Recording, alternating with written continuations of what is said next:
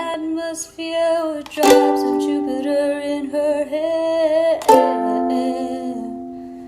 She acts like summer and walks like rain, reminds me that there's a time to change it.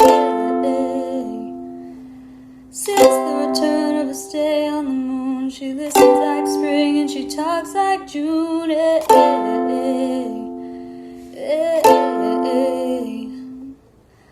Tell me, did you sail across the sun?